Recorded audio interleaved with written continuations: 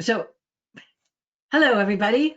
It's nice to it's nice to be here again. I would normally say it's nice to see you again, but that's not possible. So, but here we are in the times of COVID. We're on it's a beautiful day. It's a Saturday, the weekend before Thanksgiving, and I hope that all of you are doing well, or as I say, well enough in these unusual times. So, thank you for devoting some of your time in your no doubt very busy days to just to check in to see what I have to say.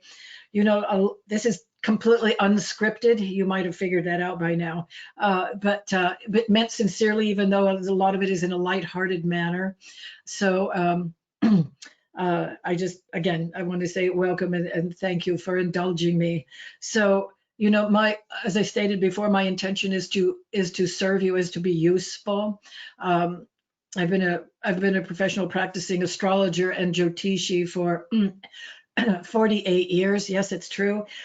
So I mean, I'm just explaining that to you because I come from the experience of being a practitioner and working with tens of thousands of clients over the years and seeing what works in terms of the practice.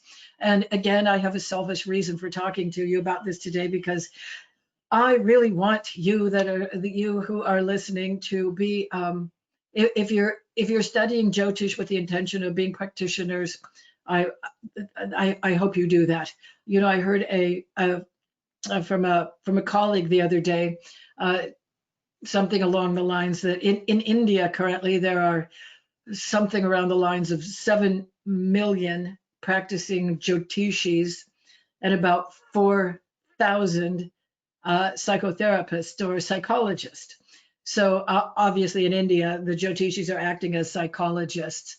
No, my point there is that I'm hoping that one fine day, those figures in America will also will come up to something like they have in India, where being a practicing Jyotishi is commonplace. Or if not commonplace, at least accessible to everybody or many people in any case. So here we are, our band of brothers and sisters.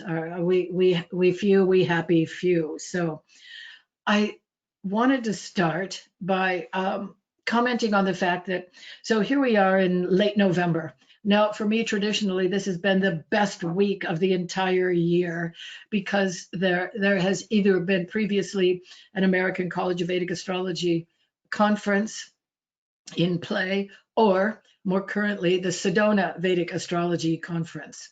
And so it just happens that the Sedona Vedic Astrology Conference is ongoing right now, this very minute. It's being held virtually. But, and so last night or the other night when Dr. Dennis Harness, thank you, Dr. Dennis Harness, my first Jyotish Acharya and my Jyotish guru was introducing me. He said we've been friends for 30 years and at least that many conferences. So I wanted to just pass on what I heard last night virtually from the Sedona Vedic Astrology Conference. And this was presented by Comilla Sutton, commonly known as Comilla. She's like Cher, she only needs one name. Our Comilla with a K. She's one of the earliest faculty members for the American College of Vedic Astrology. And I'm referencing her because I love her so much. You will too once you're familiar with her work. But Comilla was talking last night about the benefits of spiritual practice. Her lecture was entitled something like "How to Cope During Tumultuous Times," something along those lines. But she did use the word tumultuous, which I think is very apt terms for these, as I so quaintly say, these unusual times. So now you might say, yes, it's obvious. If you're going to be a practicing Jyotishi, one must develop themselves spiritually. But I'm simply here to remind you of that. I mean, I know myself, again, I'm not really talking about Charlotte Benson. I'm talking about Jyoti Devi, the practicing Jyotishi. But everybody's so busy these days. And I'm thinking, God, can I cut my meditation short? No, we better just prioritize that. Uh, do your meditation, do your yoga, do your pranayama, do your prayers, do your creative visualization. Now, I know that that's a lot. It's not really that much. Considering the benefits that you get, you know, obviously, that what we're doing here, we're really doing spiritual healing work. Yes, we are an information technology. There is no doubt about it. We have to be well grounded in the intellectual concepts of Jyotish, and there are approximately 1 million things to know. But even beyond that, I think that it's our ability during any given session. Again, I'm assuming that you are starting your Jyotish practice, and that the information that I'm giving you is really pointed toward helping you within your individual practices of Jyotish as consultants. But I do want to say that, you know, dealing with human beings is so interesting, isn't it? I mean, every client is different. Yes, they have the same questions and concerns and fears and that sort of thing. But again, as I've said, I don't know how many tens of thousands of clients I've seen in the last decades, but it's been a lot of them. I've never seen the same chart twice. So dealing with people is most unusual. You have to be on your toes all the time. So that's where your spiritual practice really comes in too, to be able to deal with the unexpected questions, or people bursting into tears, or God knows what goes on. You know, anything can happen in a 60 or a 90-minute session. So again, developing yourself spiritually, of course, also fine tunes your subtle astral antennas in order to for you yourself as well as an individual to tap in, to cooperate with the planets. And that is really what we're about here, isn't it? Is being in alignment with the planets. That's the entire point of being with the cosmos. You know that cosmos means order. Cosmos means order. We order our lives by being in sync with the planets. So I'll stifle myself for a moment to say, I have to say, Ramdas, Bill, and Bhagya, I don't see questions. So I'm going to keep going until one does. You know, I'm here to answer your questions, but until you submit them, I'll go on a bit if I may. So I started off by commenting on the fact that I learned so much from Camilla last night, and what she was suggesting. I'd like to just, again, I'm certainly not plagiarizing. I'm giving her full attribution to this. She was taught this material by Swami Sita, who got it from her guru. You know, this material is widely available if you know where to search. But I'll just give you the highlights if that's okay. And I can't see anybody saying no, stick to Jyotish. Well, this is Jyotish. I mean, it really is. This is. Seriously, you can see I've got my serious demeanor now. This is the most important thing that you can do for yourself, is to develop yourself spiritually, to be an excellent practitioner of Jyotish. So I'll stop there.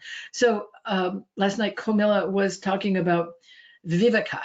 That is the ability to discriminate between the Atman and the Unatman, the self and the not self.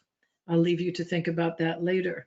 Or the ability to discriminate between Sat and Asat, the real and the unreal, truth or untruth. I do wish there could be more of that in the current culture, but it's to be developed, isn't it? And also to discriminate between nitya and anitya, the permanent and the non-permanent. I mean, we know that everything is non-permanent, but sometimes we forget about that. Camilla also talked about vairagya, and that is dispassion. And so that's, she makes the point of separating yourself from the objects of desire, which are perishable and impermanent. And a vairagi, that's a name of a person that has neither attraction nor repulsion.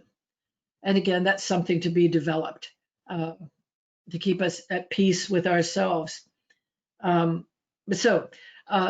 but she made the fine point too that vairagya does not mean that you abandon your material responsibility, but you're just not so wound up about things. She did not use the word wound up. That's me.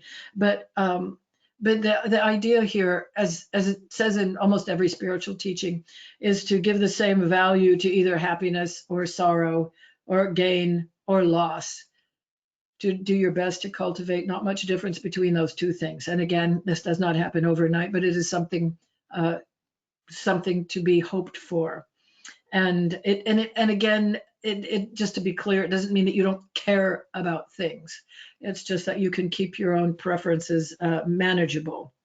So, and she made the point that this is essential for the development of the Jyotishi and for helping in client work. And gosh, there's so many good things that she mentioned, and I won't overwhelm you with this. I hope I won't, but there's a concept called Sama, S-A-M-A, and it has to do with serenity, tranquility of mind.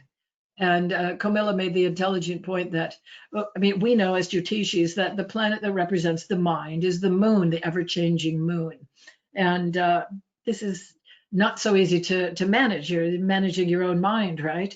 But then she got into the topic of the 10 indriyas, which are the mind controls the 10 indriyas.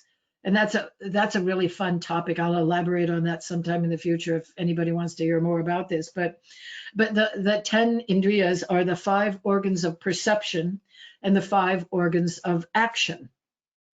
And so she's making the point that managing these things is very, very important because the mind, the monkey mind is hard to manage, isn't it? I have to say the older one gets, the easier that is. Speaking for a friend. So then there was some details here, but here's the 10 indriyas.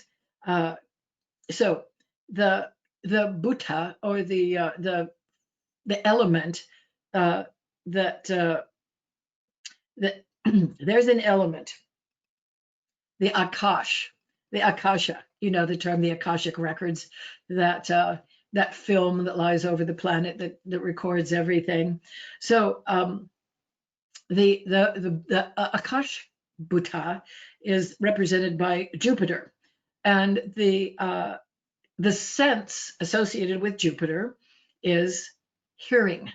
The organ of action is the ear, obviously, and the organ of work is the mouth. So, short version of this: be careful what you say, be careful what you hear. The good news is that we can be in control of what we hear, what we take in, through any sense, but through the ears in this case. And then the next element, vayu, the wind or air, is associated with Saturn. Saturn's associated with touch. The sense organ is the skin, and the action organ are the hands. And so that terminology. What is it? I heard it from my mother enough. I should remember this. Idle hands are the tool of the devil, or something like that. So be productive. Use your hands for good works. And then the next element is Agni, associated with Mars. You probably know that. And this is associated with the indriya, or the sense, is sight. And so the sense organ is obviously the eyes, and the work organ is the feet and the legs. So I was struggling a bit to make the connection between these two things, but I think the obvious implication here is to be careful of what you take in through the sense organ of your eyes. Avert your gaze if you see something disgusting. I mean, it's not that you want to poke your head into the sand, but again, discrimination is, that is something we actually do have control of. But the feet and the legs, I think Camilla said, look ahead, watch where you're going. Take yourself on your own path. Apas you know, that is the element of water is associated with Venus, and that's associated with taste. The sense organ is the tongue, and the work organ is the genitals. So the connection between Venus and the sex organs are obvious, I think. You know, a little goes a long way there. But Camilla made the point, because she's a mature woman. She said, it's, you know, there's nothing wrong with having sex. You're just not supposed to have indiscriminate sex. That's the short version of that. And then finally, the Bhuta Prithvi is associated with Mercury, smell. Obviously, that's associated with your nose, and the work organ is the anus. And so the idea there is to develop the ability to get rid of morbid material. Those were not Camilla's exact words, but that was the idea there. You know, what to let go of. What we have control over that. We don't have to hang on to everything that we've you know, been dismayed by and but seem to cling to. So now I could go on and on like this. I'd like to get some feedback from my team, whether I should continue in this vein or talk about Jupiter moving into Capricorn. Does anybody have you can stop me right here if you like. I'm at your disposal. Hi, Charlotte. It's Bill. I just wanted to jump in and say thank you for that reminder. Of course, the Indriyanas are so important in our work. And I had a friend one time that I think it was his Mars had a retrograde cycle over his Venus, and he lost his sense of taste. It was quite interesting. So this is something I've seen it work in charts, and it's really kind of fun to think about. And it really helps give another dimension to the elements. But I have a question for you. Oh, as okay. a practicing astrologer, this is the time of year when, like, I start looking ahead to what is next year going to be. So I start charting out all my transits and looking at things. And I have to admit to everyone here on the line that last year I missed 2020 completely. I thought everyone's going to be in their own sign. It's going to be a great year. So I would love to get your input of what do you do as a practicing astrologer to, like, track ahead or, you know, look at the transits. What do you look for and how do you prepare for, like, the year ahead? Oh, that's a great question, Bill. Thank you, Ramdas, Bill, for that. And I'm glad you brought that up, because I did want to, that's a two-part question, and I'm going to address the first part first, I think. So yes, in terms of in 2020, so many planets were in their, as I say so lightheartedly, their happy places. Mulchkona signs, or they were in their anyway, they were in their happy places. You guys know what that means. I don't have to say exaltation or that sort of thing. Just use it generically that way. And I still believe that there is an observable effect from having all those planets having been in their happy places in 2020. Now you might say, Charlotte, God, we could tell you have 4 planets in Pisces. You are not paying attention to what's going on around you. Yes, I am paying attention. I can see that. But I surveyed every single client that I had during this year. And no, maybe it's just the type of clients I have. I don't know. Maybe it's just a coincidence. But almost to a person, the consensus of opinion that this has been one of the best years ever for the people that I talk to. Now I include myself in that. This has been one of the best years I have ever had as well, just for, you know, various different personal reasons. But yes, and I definitely sympathize with the people that have lost people or have gotten sick, and I do know people that have gotten sick and recovered, and the people that are in fear and loss. I realize this has been tremendously, you know, this has been a tremendous drain for an entire population of people. Still, there has been, I believe that people's priorities have shifted radically, and that they're not just the subjective measurements of, oh, now I know that family is more important, or those sorts of things. But I think that that is a big part of this. And of course, we remember back in the early days of this pandemic of seeing pictures over the industrial centers in China about how the air had cleared up, and deer roaming the streets of cities in northern England, or God knows what this was. But I think that keeping in mind that when transits occur in the sky, they don't just affect human beings, they affect everything on the planet. And I think that we might have gotten a tiny bit of a break in terms of the ecology and that sort of things because of the planets in their good position. But also, I think that it remains to be seen what continues to develop from the effects of 2020. And I don't mean that that this will be over at at midnight on December 31st, 2020. I mean that going into the future, I believe that people have had much higher and better thoughts or thinking or consciousness or cognition. On the mental plane, I think that those planets provided some very good ideas for people and reprioritized in a more sattvic way, I think. And I'm not just covering for the planets, but even though, all right, so we looked ahead. We all Jyotishis do the same thing. Probably print out your own chart and see when things are gonna, when the planets are gonna be their most useful. But also we had those what I've forgotten already. 7 out of 9 planets in their happy places, which is for the first time in at least 500 years. I think that's when people stopped looking backwards to see how rare this is. It's very, very rare. However, we also had the most unusual and dreadful combination of Pluto, Saturn, and Ketu together in the sky at the same time.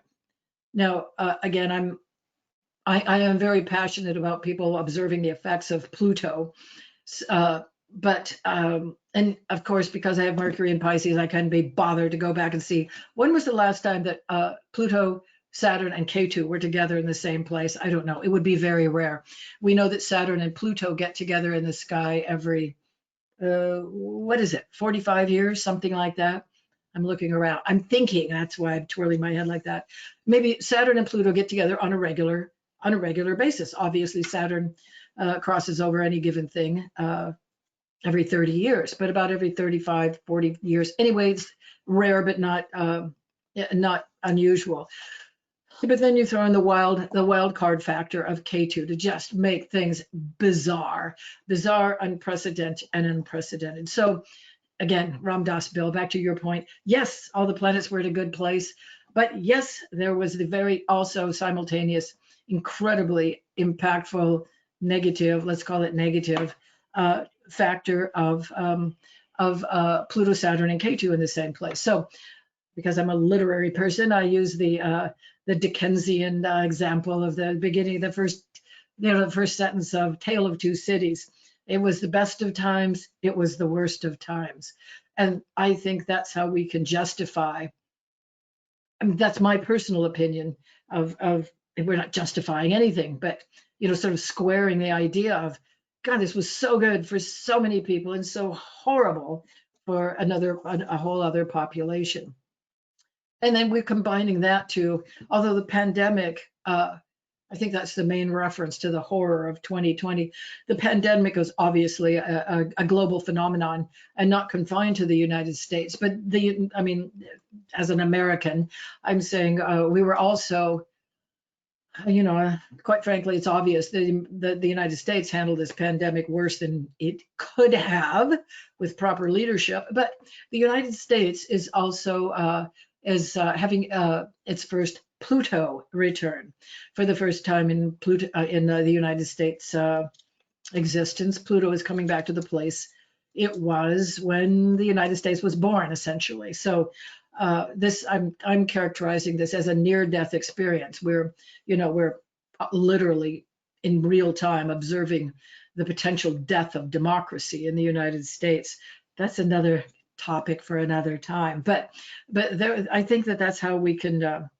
I think that this is how 2020 has manifested so far. But then Ram Dass Bill, what was the second part? Oh, how do I prepare? How do I prepare about this time of year for what goes on next year? Well, don't laugh or do laugh. Hey, I'm all about laughter. So this, I have a little hand-drawn chart. Again, it's in the South Indian style. Again, I'm a big advocate of the South Indian style because it's much easier. So I've just got this, the square boxes, hand-drawn, put in where the planets are. I use my handy software program to identify when, oh, here they are. Here's something for 2021. So what I've simply noted, of course you can't read that, I just want you to see how quaint this is. It looks like a 6th grader wrote this, but so for instance, going into 2021, we know that we start 2021 with Mars in Aries. Yay. Mars is in Aries until, just using Mars as an example, until February 21st, 2021. Okay, so I have a note to myself it's really between December 24th, 2020 and February 21st, 2021. Mars is in its Mula Trikona sign, its happy place. That's what I would say to a client. So wherever that is transit, just in terms of the hitting the highlights of any given conversation with a client, I would say wherever that planet is tracking through, this is an opportunity for you to make the most of that. So I happen to know that there's one person on this call that is Aries rising. So that person will have their chart lord in its Mula Trikona sign. All right, what do you do with that? Short version is as much as you can. Be as proactive as you can to showcase yourself or to showcase yourself. I could just stop with that concept. And then I have a notation to myself that Venus will be in Taurus between May 3rd and May 28th. So we'll know in advance in a general way, but it could be specific as well, that Venus will be in its happy place, one of its happy places in let's say the entire month of May. What do you do with that? Well, again, showcase yourself, however however you can do that. Focus on money and finances and creating value. I think that that's a sort of an underused concept for Venus, how to create value. It has to do with creativity. We know that. And it also has to do with value, our value system. So, pick a rising sign. Excuse me. Taurus rising people will like that effect, and anything that they can do to enjoy the sweetness of life. Venus is about the sweetness of life, and we're supposed to keep these things in balance, aren't we? So this doesn't say to be terribly self-indulgent, but just enjoy being incarnated in a physical form when Venus is in its happy places in this case, let's say May of 2021. And I see from my own notations between September 5th and October 1st of 2021, when Venus will be in Libra. But any particular rising sign, their Lagnapati, their chart lord, after having done this for so long, I find myself getting more basic as I go along. So any Venus ruled rising signs, I would just offer that at the outset. May will be a good month for you in a personal, specific way, and also mainly the month of September. So, but that's what I've done with my little thing here. So, but thank you, Ram Dass Bill, for that question. Let's see, how else would I do, some of this one memorizes, and that is not my forte. That's why I keep my notes, and I've got them, they're covered in plastic because I use these, 2 or 3 or 4 times a day. You'd think I'd have them memorized by now. But the other issue to prepare for is to just, I mean, you can easily remember where the eclipses are, where the eclipses are this year, because they'll be in Taurus and Scorpio, she's trying to say. So in any place, so I would offer that as I would offer that to a client as just I say that I identify things. Okay, I am identifying the fact that the nodes, the north node, the south node have moved into Taurus, Rahu Ketu have moved into Taurus Scorpio until the third week in March of 2022. Whatever houses those signs fall in for the client, for my client, for your client, we know that there will be anomalous conditions in that area. Simply because Rahu Ketu, again, are wild cards. They're the outliers. They're the eccentric. They do not play by the rules. This is the client would act a bit out of character simply because Rahu Ketu operate on an illogical and irrational plane. By that, I mean a not logical and a not rational plane. So offering extra advice about where I think maybe there's only 4 eclipses in 2021. I'm not sure about that, but that would be that would be something too that I would be prepared to comment on. Sorry, I ended that sentence with a preposition, but you know what I mean. Thank you, Charlotte. That was really good. I do have a question here from Jenny Barnes. She's asking, she says she's a newbie studying Jyotish. Welcome. Can you talk about if a planet is close to another planet but in a different house, will these planets affect each other? Now, don't get too fancy there, Jenny Barnes. Do you mean there are different signs in different houses? Well, she wrote house, but maybe if you could talk about like if they're on different signs, you know, and different houses. Well, okay. What would be the difference? Well, okay, I know. I think I understand the question to be, what if planets are separated by 2 degrees, but they're in 2 different planets? Like if you looked up in the sky a few nights ago, you would see that in real time, where Jupiter was at 29 degrees of Sagittarius and Capricorn is 3 degrees of, Saturn is 3 degrees of Capricorn or whatever it is. Yes, there is an influence, but I have to say that just pretend like they don't influence. They're in different signs. They have different dispositors. You've got enough other things to look at, dear. If you're asking about your own, when I say dear, that means I have affection for you and respect, even though I don't know you. So I would say that just eliminate that, because there's so many other things that are more legitimate sources, legitimate as it were, sources for figuring things out, or for thinking about things, or for analyzing things. The issue is, so for instance, again, going back to our a recent real-time example of Jupiter's in its own sign of Sagittarius, or it was until very recently.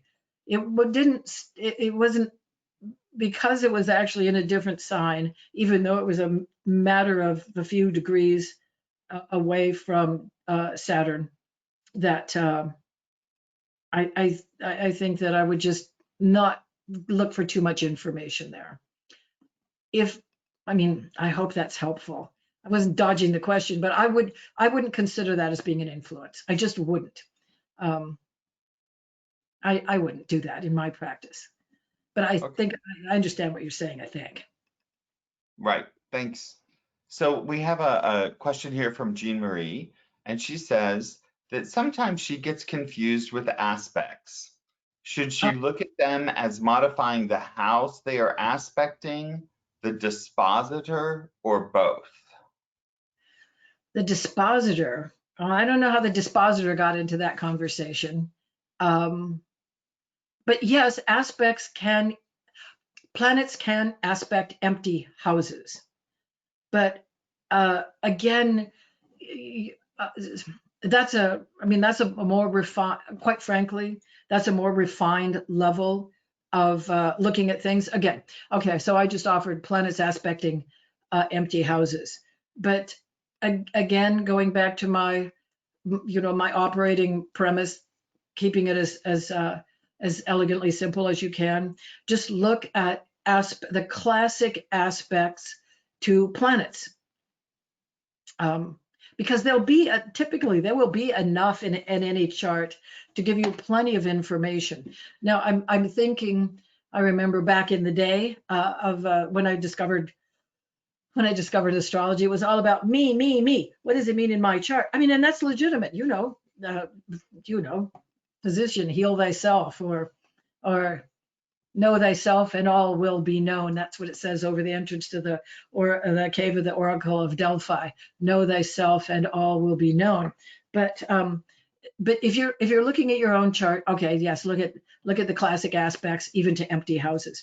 When you start dealing with clients, though, dear, I do have to strongly recommend that, even though you would think that a client would be just delighted to hear every single nuance about themselves, and they're delighted with what they hear, and they're saying, oh, I always suspected of that about myself, and now you're objectively verifying that. I mean, that's what they're saying in essence, and they're delighted to know all this because it's about them. However, keep it simple.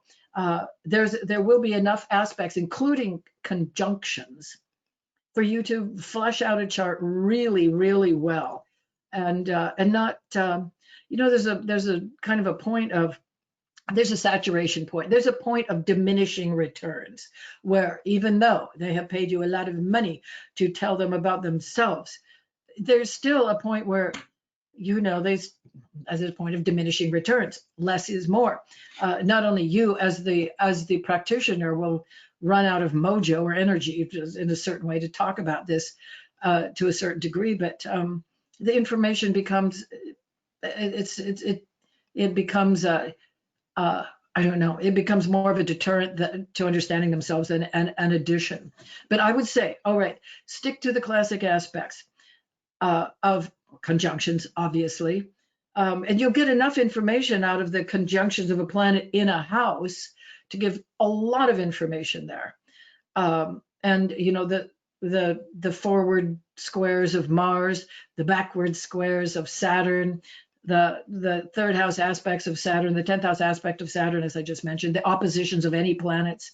But if you stick with conjunctions, oppositions, squares, and then the trines from Jupiter, trines in both directions from Jupiter, and trines in both directions from Rahu and Ketu.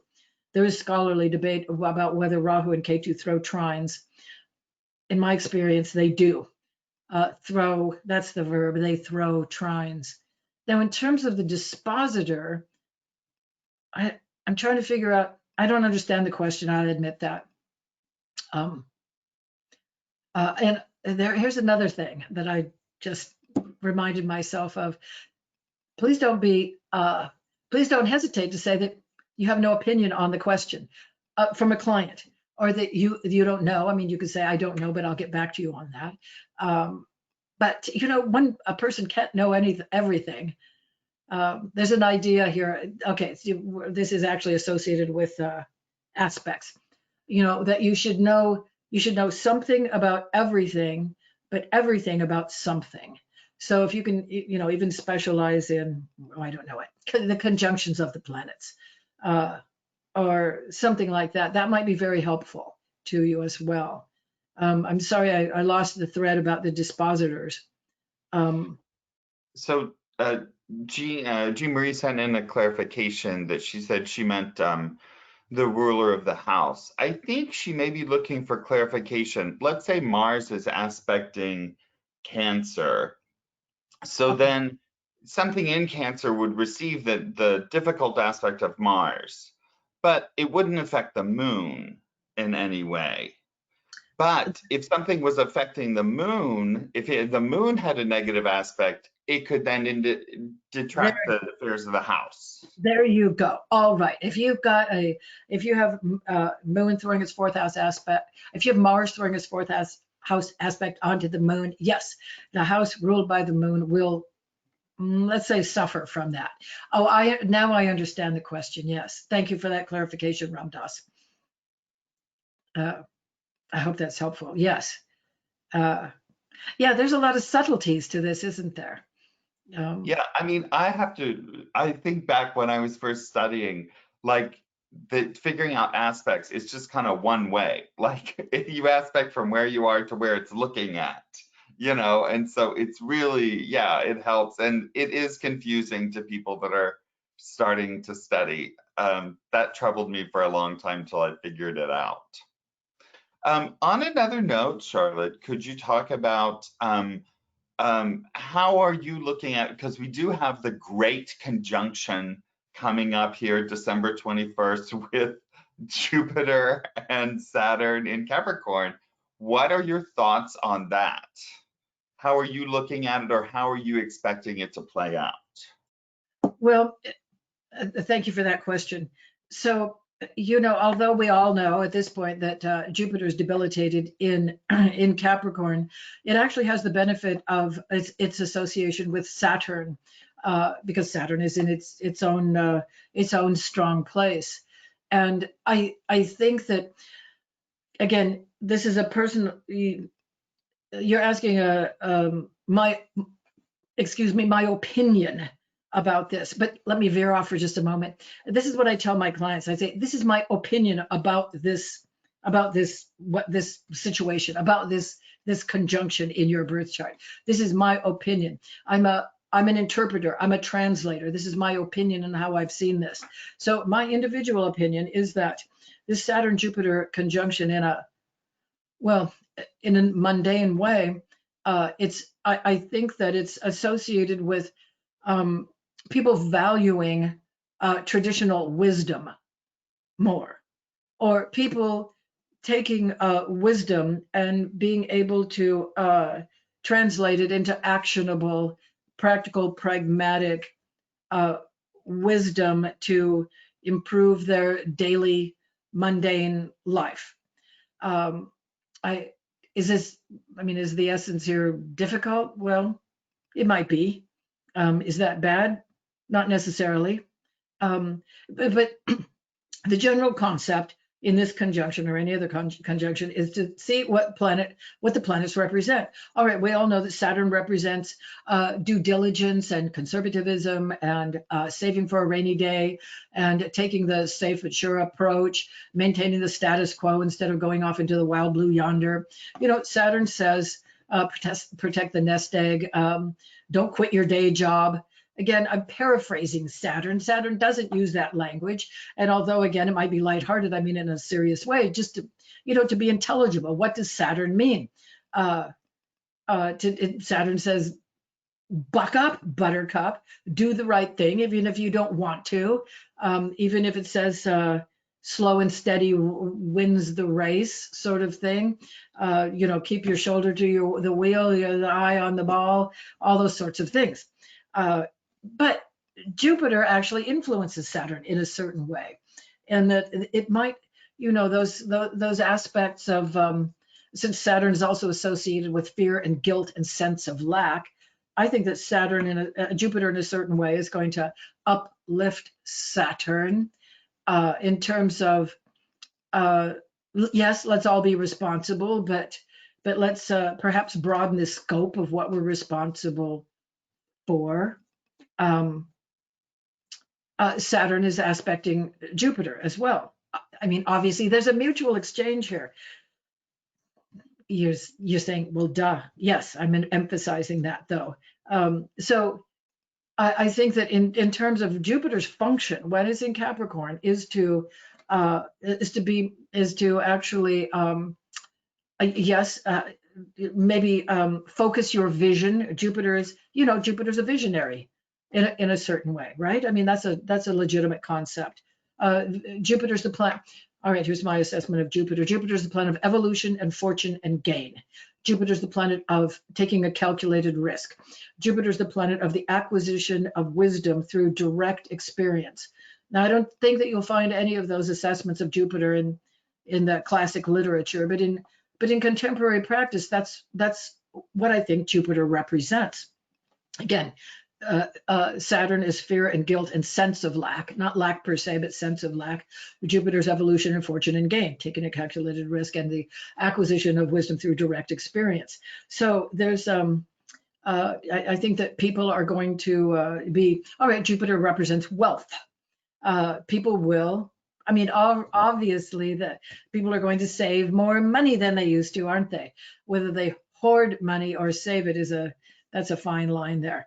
But I think that people will be making more long-term plans. People will be able to enjoy the more the simple, streamlined things in life more. People will, I think that people will acquire more wisdom, usable, accessible wisdom for themselves through their own due diligence or through striving or through really focusing, through concentrating. Actually, Camilla brought that up, the concept of concentration last night, to focus on what you're doing. And if there's any planet of focus, we know that being Saturn in its own sign.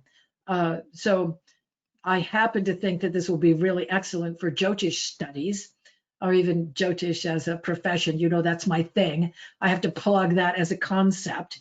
I'm creating my own competition by supporting you. Please become my competition. But I think, even though I've heard the concept of, you know, when Jupiter's debilitated, there's the concept of a-dharma, or lack of right thinking. I'm not sure that will be the case, because Saturn is really providing Saturn is providing its highest gifts. You know, the gifts of Saturn are the ability to objectively define what does not work, right? Saturn, the planet with rings around it, and it's to do with boundaries.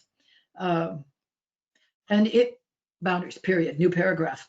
And since on a political level, you know, now there's again scholarly debate associated with this concept too, but I'm just going to give you my opinion about this. Saturn rules, you know, that Saturn rules the common folk. Maybe in American political terminology, this could be associated with Democrats or libertarians, for lack of any other concept.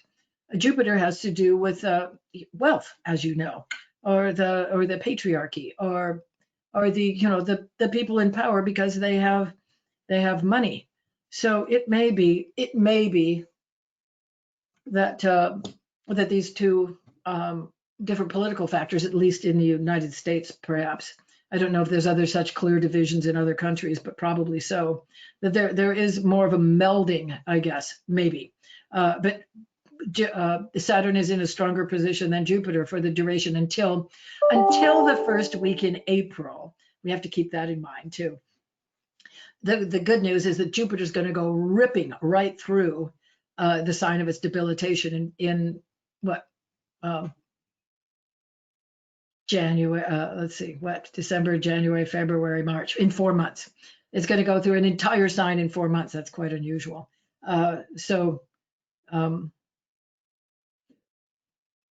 That's my potpourri of thoughts on the Jupiter-Saturn conjunction, Ramdas Bill.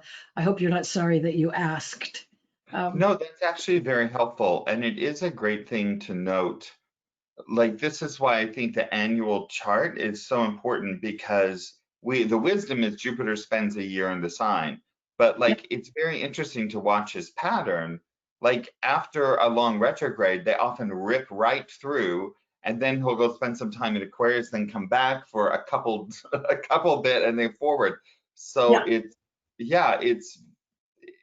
know, the planets are so dynamic that to try to get that in your head, you know, as like a blueprint for the year is quite an interesting thing. But I have to write everything down too, Charlotte. It's not just you. I can't memorize these things.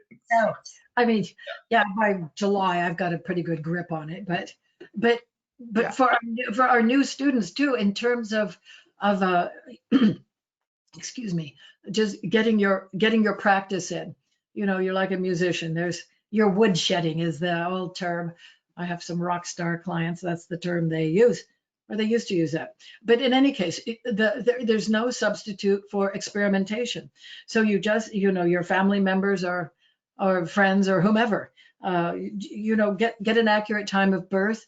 And even if you were to simply say, oh, you're a Venus rising sign.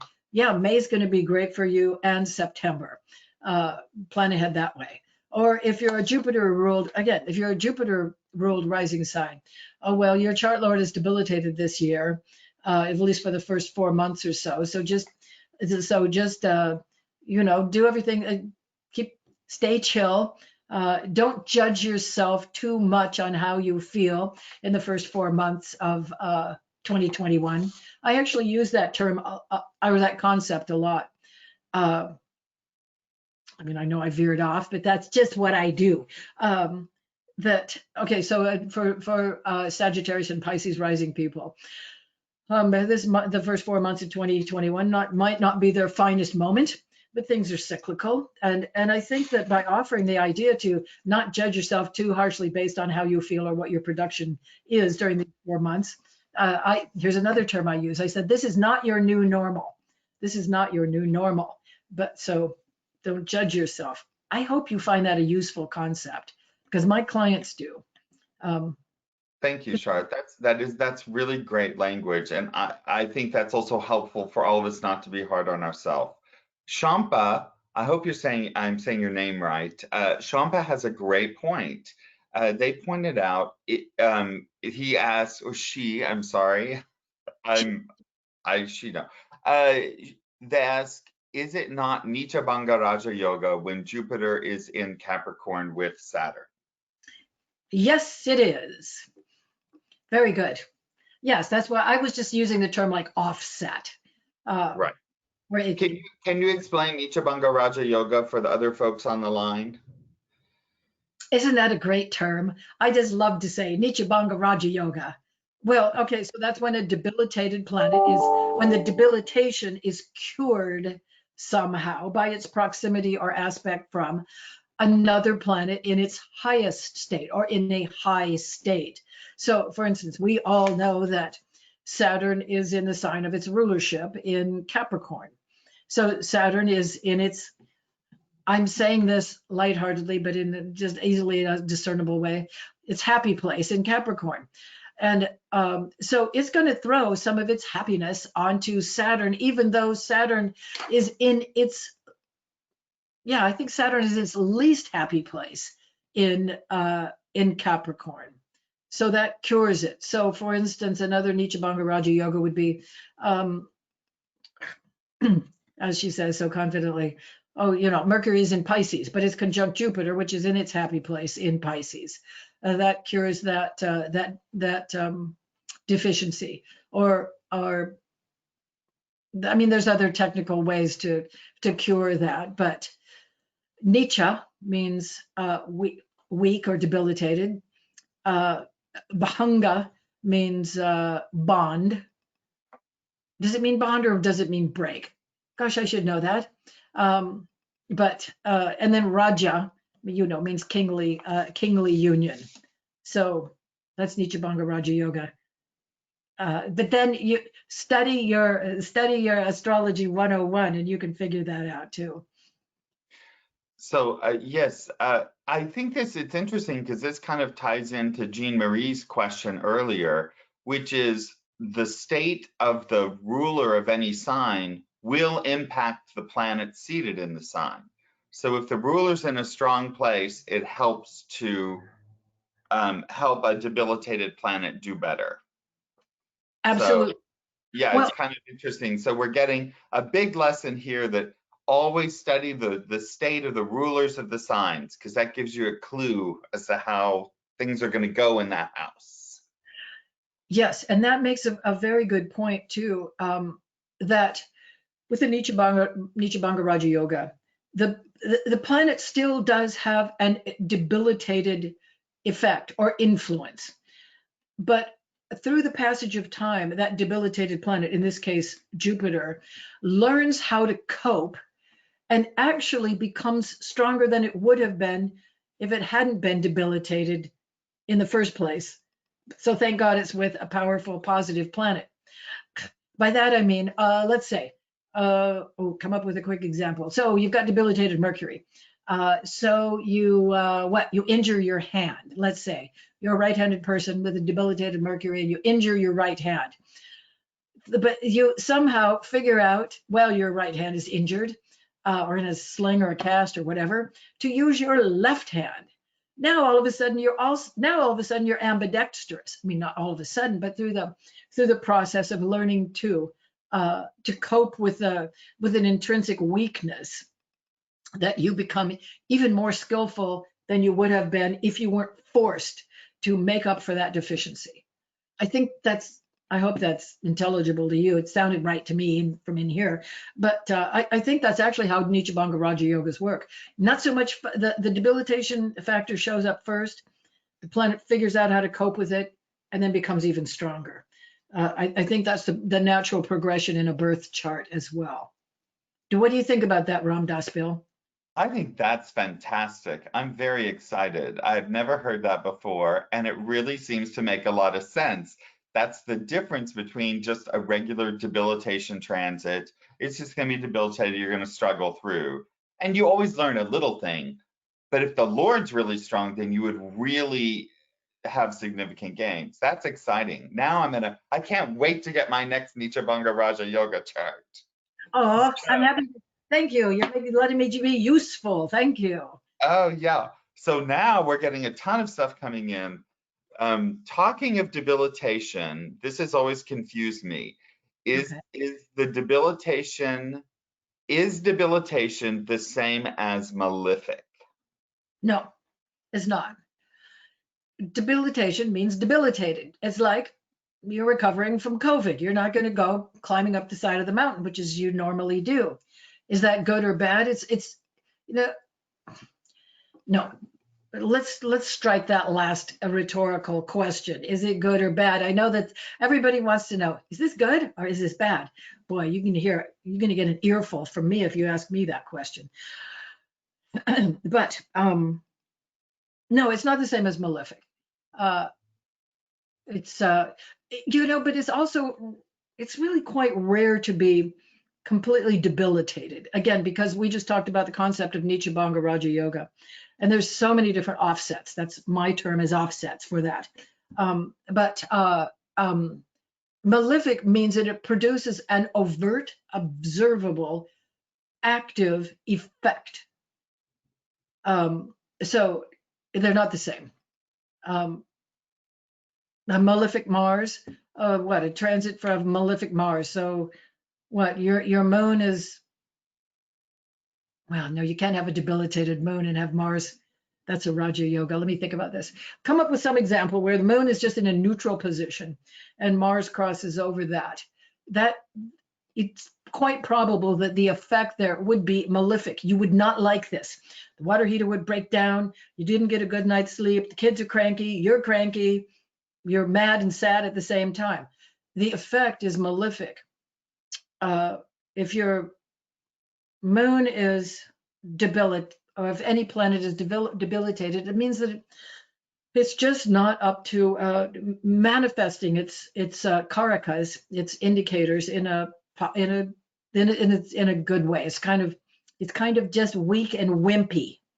I hope I haven't offended anybody by saying that. Thank God I'm an old lady now. I can get by with putting things in these terms. I mean, I actually mean them that way. Debilitated just means weak. Malefic means overtly aggravating. Yes, aggravating. Somebody's poking. Right. I think we're hitting at another really tricky concept that when we're starting to study, we have to work out strength of planets versus benefic qualities. I always think that an exaltation or debilitation of the planet is the volume. Like the volume god, if it's debilitated, it just doesn't have much volume. But the benefic or malefic is the natural quality of the planet. Either it's very supportive by nature or it's very obstructive by nature. But this is something that everyone has to work out in their own head with their own vocabulary. Well, so there's one follow-up. They said, for example, if Sun is in Libra, Is it malefic or debilitated? It's both. Yes, that's what I would say too. I'm glad you said that. Go Well, ahead, Charlotte. but here's a concept about malefic, about the sun. I was so happy when I found the very important adjective, unintentionally malefic. The sun is unintentionally malefic, and I just immediately related that to the difference between a tan and a sunburn. That certain planets are intentionally malefic, like, no offense, Saturn, or no offense, Mars. But malefic, I mean, how are but what it's malefic, it's mainly malefic for the effects of the karakas of the sun. The male people in your life might not be as effective as they should be. It could influence an effect in a house. If you've got, well, it's whatever, the sun is in Libra in the 4th house. That would, maybe real estate issues are not as, you'd have to take extra care. You'd have to exert extra effort, consciousness, spiritual development, wherever that debilitated planet falls. But you would say, well, thinking about Jupiter. Jupiter's a natural malefic, but it's debilitated. What is that? Does it turn into is it a malefic? No, it just it creates a different effect, let's say. I think we might. I'm not sure that I made that any more clear.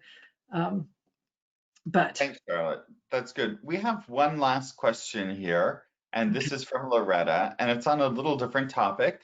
She's asking about the panchang.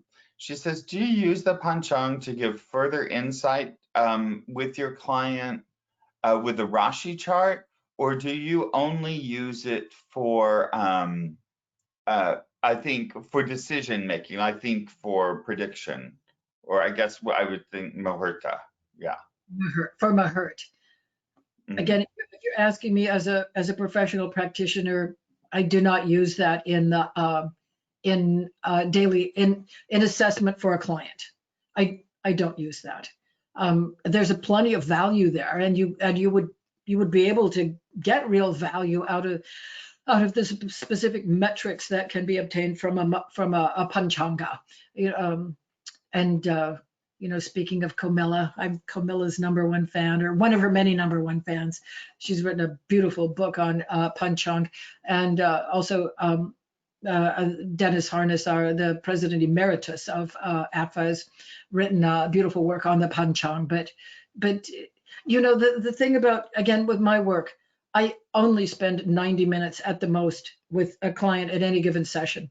There's, as fast as I talk, there's only so many things you can talk about in a 90-minute session. So yes, the panchang is another very legitimate, useful, valuable tool and assessment metric. But I don't use that except for specific work on Mahertz, which frankly I don't do much Mahertz either. I don't do many Mahertz either, speaking English. So thanks, Charlotte. Good. So, but everybody has their own specialty, don't they? Or they will develop that. So as I said a moment ago, know something about everything. I do know about panchangs, but you know everything about something. You may be able to specialize in panchanga assessment of, looking at the day that a person was born and the tithis and the yogas and all that sort of things. And if you find that interesting, please do. There's tremendous information there. So here's how I end a session. Are you okay with what we've done here today? I send you off with my best wishes.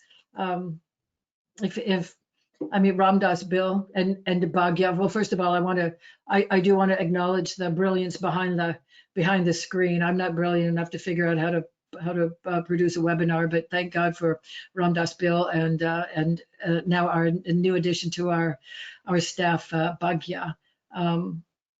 So if you're okay, we'll meet again next month. That sounds great. So, Yes, well, okay. So I send you off with my best wishes for happy holidays. Stay safe, be well, and again, onward and upward. So, hey, Thanks, bye, everybody. bye, bye.